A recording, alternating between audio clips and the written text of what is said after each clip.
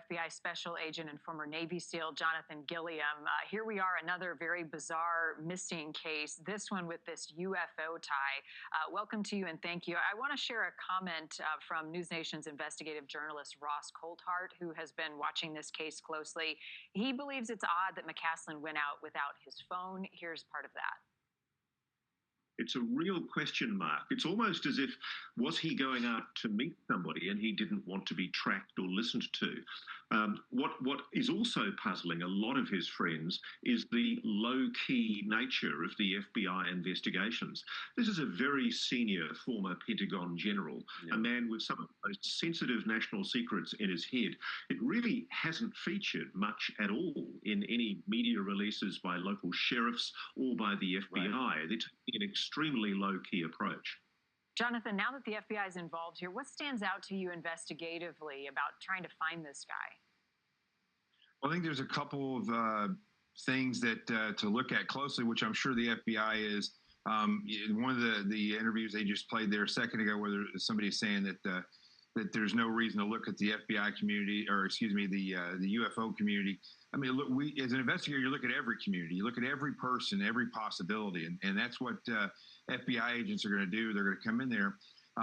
The law enforcement low-key investigation, as you saw, you were on the ground down in Tucson. It's hard to gauge what is actually happening by the activity of the sheriffs or the local police at times. So what stands out to me, though, is that he left his home and went to a hiking trail, if the information that I have is correct. It's often people go to a hiking trail and they don't take their phone, and they potentially want to unplug, or maybe he had an iWatch where he can make calls from his watch. So that would lead me to believe potentially he had a medical issue when he was on a trail.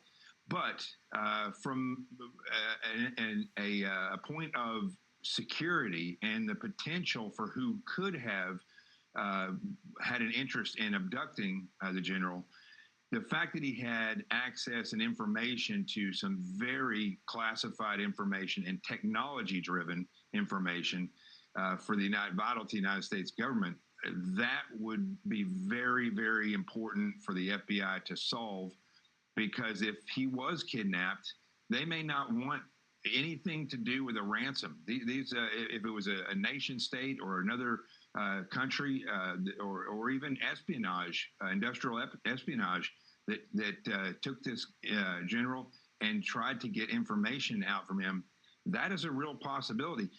Marnie, these are possibilities. We just don't see them very often. So I think that is something that the FBI is going to be looking into. And his normal movements and his normal activity is going to play a big part in this, I believe. Yeah, and we also know that homeowners in the area, I mean, hundreds of people who live in the area have been contacted about their security footage. What other investigative tools will law enforcement be looking into to try to uncover any evidence, even in his own digital interactions? Sure.